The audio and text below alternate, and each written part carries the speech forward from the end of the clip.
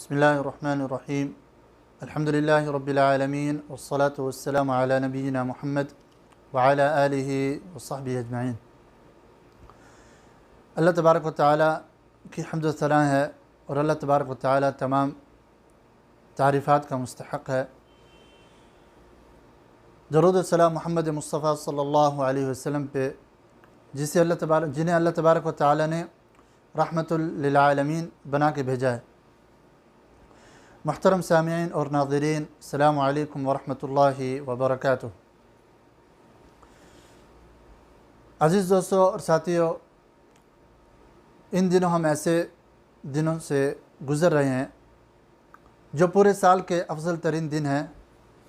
اور ان دنوں میں نیک اعمال پورے سال کے نیک اعمال سے افضل ہے، جیسا کہ مختلف احادیث میں پچھلے دروس میں بیان ہو چکا ہے۔ تو عزیز دوست اور ساتھیو، ان دنوں میں ایک ایسے دن ہے جو کہ افضل ترین دن ہے پورے سال میں۔ اس دن کا نام ہے یوم النحر۔ یوم النحر قربانی کا دن، جس کے بارے میں نبی کریم صلی اللہ علیہ وسلم نے فرمایا ہے ان اعظم الایام عند اللہ تبارک و تعالی یوم النحر،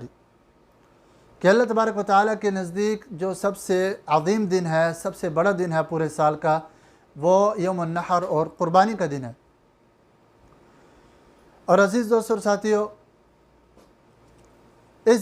یہ دن مسلمانوں کی عید کا دن ہے اور قربانی کا دن ہے، اور اس کے علاوہ اس دن کو یوم الحج الاکبر بھی کہتے ہیں کہ حج کا دن ہے، جس دن حاجی بہت سے اعمال اپنے حج کے بہت سے اعمال اس دن میں کرتا ہے۔ تو عزیز دوست اور ساتھیو، اس دن عید کے دن اور قربانی کے دن کا جو سب سے افضل عمل ہے نمازوں کے بعد،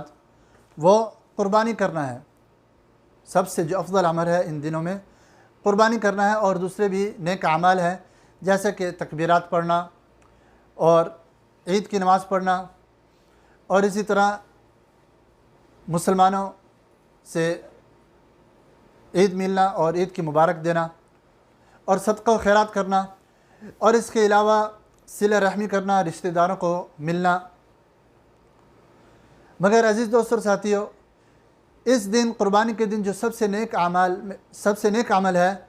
وہ اللہ تبارک و تعالیٰ کی راہ میں خون بہانا ہے، قربانی کرنا ہے، جس کے بارے میں اللہ تبارک و تعالیٰ نے فرمایا ہے کہ فَصَلِّ لِرَبِّكَ وَانْحَرْ، فَصَلِّ لِرَبِّكَ وَانْحَرْ۔ اپنے نبی کریم صلی اللہ علیہ وسلم کو نماز کی جہاں رغبت کی ہے، وہاں قربانی کا بھی حکم دیا ہے۔ نماز پڑھ اپنے رب کے لیے، اور قربانی بھی اپنے رب کے لیے کر۔ فَصَلِّ لِرَبِّكَ وَانْحَرْ۔ اسی طرح ایک اور آیت میں بھی قربانی کو نماز کے ساتھ بیان کیا ہے، جہاں فرمایا قُلْ إِنَّ صَلَاتِي وَنُسُكِي وَمَحْيَايَ وَمَمَاتِي لِلَّهِ رَبِّ الْعَالَمِينَ لَا شَرِيكَ لَهُ۔ اے محمد صلی اللہ علیہ وسلم، آپ کہہ دیجئے کہ میری نماز اور میری قربانی اور میرا ومحیایا اور میرا جینا، ومماتی اور میرا مرنا، للہ رب العالمین لا شریک لہ، اس رب کے لیے ہے جس کا کوئی شریک نہیں، جو تمام جہانوں کا رب ہے۔ تو عزیز دوستو اور ساتھیو،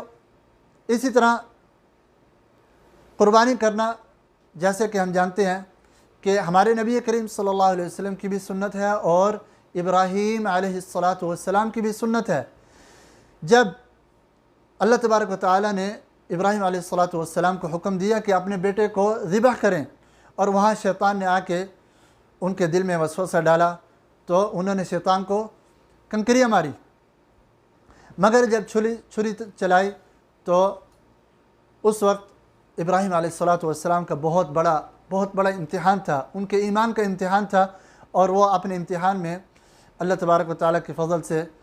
اپنے امتحان میں کامیاب ہو گئے۔ تو اللہ تبارک و تعالیٰ نے انہیں اس کامیابی پر آسمان سے جبریل علیہ السلام کے حکم سے ایک بکرا اور ایک دمبا نازل فرمایا، جسے ابراہیم علیہ السلام نے ذبح کیا۔ تو عزیز دوستو اور ساتھیو،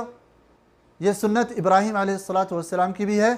اور ہمارے نبی کریم صلی اللہ علیہ وسلم کی بھی سنت ہے کہ نبی کریم صلی اللہ علیہ وسلم نے بھی قربانی کے دن یوم النحر کو ہر قربانی میں نبی کریم صلی اللہ علیہ وسلم نے 2 موٹے تازے بکرے ذبح کیے۔ اسی طرح عزیز دوستو ساتھیو، قربانی کی فضیلت میں ہمیں یہ بھی جاننا چاہیے کہ قربانی اس لیے کی جاتی ہے کہ اللہ تبارک و تعالیٰ کا شکر ادا کیا جائے، کیونکہ جو جانور اللہ تبارک و تعالیٰ نے ہمارے لیے رکھے ہیں، ہمارے لیے حلال کیے ہیں، جن سے انسان گوشت کھاتا ہے، وہ بھیڑ بکری یا گائے بھینس یا اونٹ ہیں، جنہیں بہیمۃ الانعام جنہیں کہا جاتا ہے، چرواہے، جو اللہ تبارک و تعالیٰ نے ہمارے لیے حلال کیے ہیں، جن کے بارے میں اللہ تبارک و تعالیٰ کا فرمان ہے فَكُلُوا مِنْهَا وَأَطْعِمُوا الْقَانِعَ وَالْمُعْتَرَّ، ہر ضرورت مند کو اور فقیر کو بھی خود بھی کھاؤ اور فقیروں کو بھی کھلاؤ، اس قربانی میں سے خود بھی کھاؤ اور فقیروں کو بھی کھلاؤ۔ فَكُلُوا مِنْهَا وَأَطْعِمُوا الْقَانِعَ وَالْمُعْتَرَّ كَذَلِكَ سَخَّرْنَاهَا لَكُمْ لَعَلَّكُمْ تَشْكُرُونَ، اللہ تبارک و تعالیٰ نے ان جانوروں کو تمہارے لیے مسخر کیا ہے تاکہ تم اللہ تبارک و تعالیٰ کا شکر ادا کرو۔ اس کے بعد فرمایا لَن يَنَالَ اللَّهَ لُحُومُهَا وَلَا دِمَاؤُهَا وَلَكِنْ يَنَالُهُ التَّقْوَى مِنْكُمْ، اللہ تبارک و تعالیٰ کو ان قربانیوں کا نہ گوشت پہنچتا ہے، لَن يَنَالَ اللَّهَ لُحُومُهَا وَلَا دِمَاؤُهَا، نہ ان قربانیوں کا خون پہنچتا ہے، وَلَكِنْ يَنَالُهُ التَّقْوَى مِنْكُمْ، بلکہ تمہارا جو تقوی ہے وہ اللہ تبارک و تعالیٰ کو پہنچتا ہے۔ فرمایا اس کے بعد كَذَلِكَ سَخَّرَهَا لَكُمْ، یہ سب اللہ تبارک و تعالیٰ نے تمہارے لیے مسخر کیا، لِتُكَبِّرُوا اللَّهَ عَلَى مَا هَدَاكُمْ، تاکہ تم تکبیر پڑھو، تکبیر کہو اس بات پہ جس بات پہ اللہ تعالیٰ نے تمہیں ہدایت دی ہے، وَبَشِّرِ الْمُحْسِنِينَ۔ تو عزیز دوستو ساتھیو، قربانی کے دن جو سب سے نیک عمل ہے وہ اللہ تبارک و تعالیٰ کی راہ میں خون بہانا اور قربانی کرنا ہے جانور کی۔ نبی کریم صلی اللہ علیہ وسلم کی ایک حدیث میں نبی کریم صلی اللہ علیہ وسلم نے ہمیں بتایا کہ ما عمل ابن آدم یوم النحر عملا احب الى اللہ من اراقۃ الدم، کہ قربانی کے دن یوم النحر کے دن جو سب سے بہترین عمل اللہ تبارک و تعالیٰ کے نزدیک بنی آدم کا جو سب سے بہترین عمل ہے وہ اللہ کی راہ میں قربانی کرنا ہے۔ تو عزیز دوستو ساتھیو، اللہ تبارک و تعالیٰ کی راہ میں قربانی کرنا ایک دین اسلام کا ایک بہت بڑا شعیرہ اور ایک بہت بڑی نشانی ہے، اور یہ ایک عظیم عبادت ہے جو صرف اور صرف اللہ تبارک و تعالیٰ کے لیے لائق ہے اور غیر اللہ کے لیے لائق نہیں ہے۔ نبی کریم صلی اللہ علیہ وسلم نے اپنی ایک حدیث میں ہمیں بتایا کہ لعن اللہ من ذبح لغیر اللہ، لعن اللہ من ذبح لغیر اللہ، اللہ تعالیٰ کی اس پہ لعنت ہو جو کسی اور کے لیے اللہ کے علاوہ کسی اور کے لیے ذبح کرے، جو غیر اللہ کے لیے ذبح کرے۔ تو یہ اتنی عظیم عبادت کا مستحق صرف اور صرف اللہ تبارک و تعالیٰ کی ذات ہے۔ اسی طرح عزیز دوستو ساتھیو، قربانی کی فضیلت اور قربانی کے ثواب میں نبی کریم صلی اللہ علیہ وسلم نے ہمیں یہ بھی بتایا کہ قربانی کرنے والے کو اس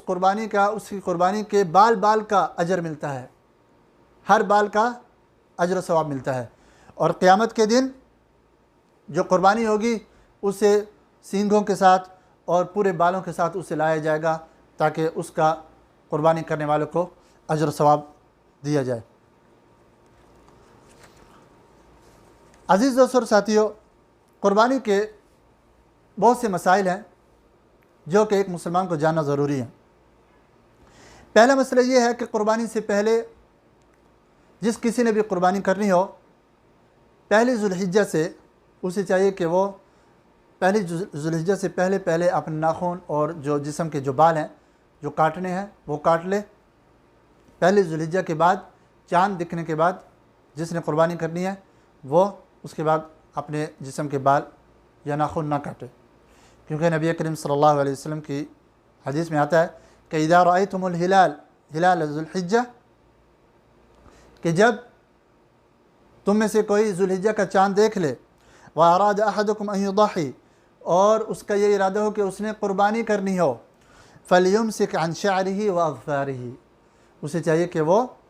نہ کوئی اپنے جسم کا کوئی بال کاٹے اور نہ ہی کوئی ناخن کاٹے۔ اسی طرح عزیز دوستو اور ساتھیو، قربانی کے مسائل میں ہمیں یہ بھی جان لینا چاہیے کہ سب سے جو افضل قربانی ہے وہ اللہ تبارک و تعالیٰ کے نزدیک سب سے افضل قربانی یہ ہے کہ قربانی کا جانور ہٹا کٹا ہو اور زیادہ گوشت والا ہو اور خوبصورت نظر آنے والا ہو کیونکہ عزیز دوستو اور ساتھیو، ایک آیت کریمہ میں اللہ تبارک و تعالیٰ کا فرمان ہے لَن تَنَالُوا الْبِرَّ حَتَّى تُنْفِقُوا مِمَّا تُحِبُّونَ، اس وقت تک تم نیکی کی طرف پہنچ بھی نہیں سکتے، نیکی اس وقت تک حاصل نہیں کر سکتے یہاں تک کہ تم وہ خرچ کرو جو تم پسند کرتے ہو۔ تو عزیز دوستو اور ساتھیو، اللہ تبارک و تعالیٰ کے نزدیک سب سے جو بہترین قربانی ہے وہ قربانی ہے جو موٹی تازی ہو اور اس کا گوشت زیادہ ہو اور دیکھنے میں بھی خوبصورت اس کا منظر ہو۔ اسی طرح قربانی کے مسائل میں ہمیں یہ بھی جاننا ضروری ہے کہ قربانی کی جو عمر ہے، جو قربانی کے جانوروں کی جو عمر ہے وہ دمبے کی عمر 6 ماہ ہونی چاہیے اور بکرے کی عمر 1 سال ہونی چاہیے، اور اسی طرح اگر گائے یا بھینس ہے تو اس کی عمر 2 سال سے کم نہیں ہونی چاہیے، اور اسی طرح اگر کوئی شخص اونٹ قربان کر رہا ہے تو اس کی عمر 5 سال سے کم نہیں ہونی چاہیے۔ نبی کریم صلی اللہ علیہ وسلم کی احادیث سے یہ بات ثابت ہے۔ اسی طرح عزیز دوستو اور ساتھیو،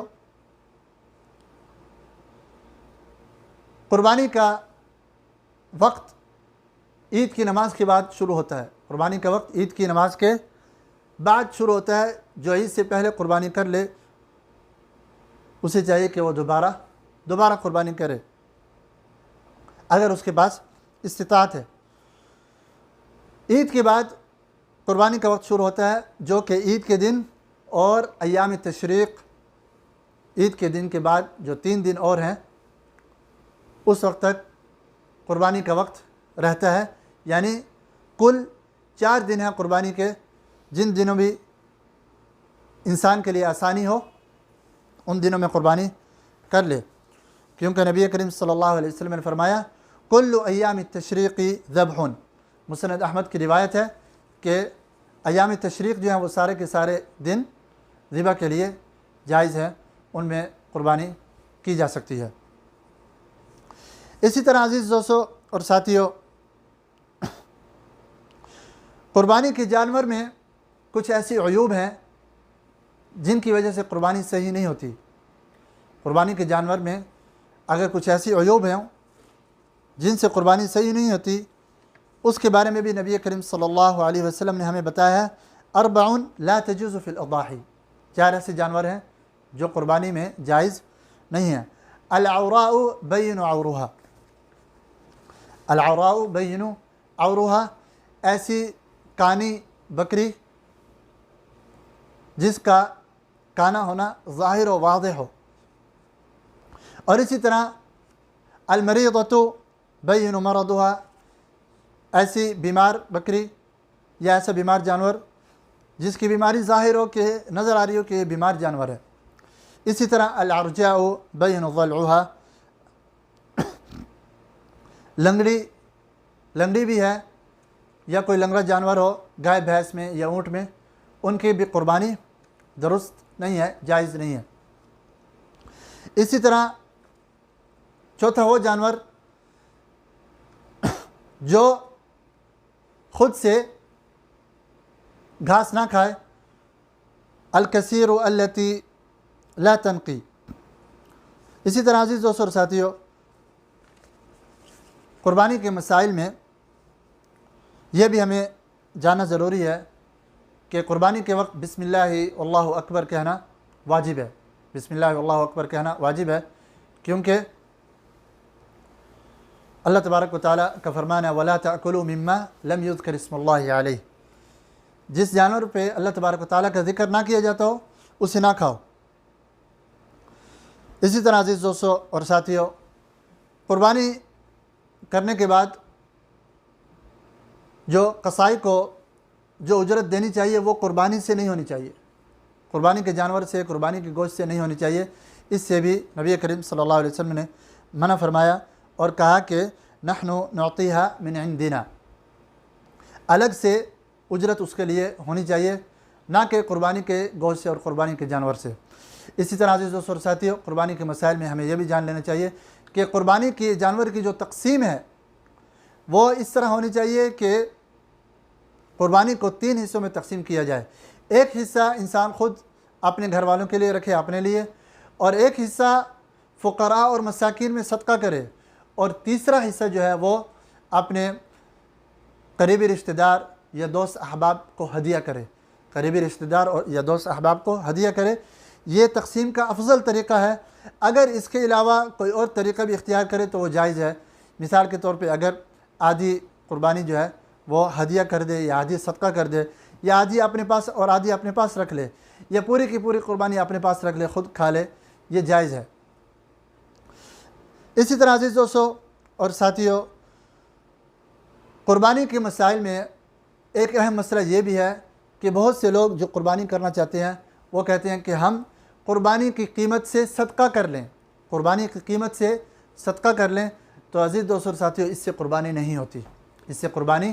نہیں ہوتی، بلکہ یہ ایک عام صدقہ گنا جائے گا، اور ایسا کرنا نہیں چاہیے، ایسا کرنا نہیں چاہیے، کیونکہ عزیز دوستوں اور ساتھیوں، قربانی کا جو یوم النحر کا جو دن ہے، جو سب سے عظیم دن ہے، پورے سال میں ایک بار آتا ہے۔ صدقہ تو انسان پورے سال میں پورا سال ہی کرتا رہتا ہے، عام صدقہ انسان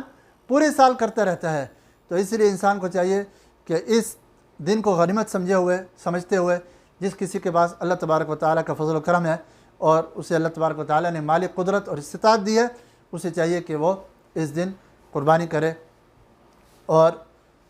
نبی کریم صلی اللہ علیہ وسلم کی سنت پہ عمل کرتے ہوئے اور ابراہیم علیہ السلام کی سنت پہ عمل کرتے ہوئے اور دوسرے مسائل کا خیال رکھتے ہوئے۔ تو عزیز دوستوں ساتھیوں، اسی پر ہم اکتفا کرتے ہیں۔ اللہ تبارک و تعالیٰ سے دعا ہے کہ اللہ تعالیٰ ہمیں سنت سے زیادہ عمل کی توفیق دے۔ اللہم فقہنا فی الدین وعلمنا التاویل، وصلی اللہ وسلم علی نبینا محمد وعلی آلہ وصحبہ اجمعین۔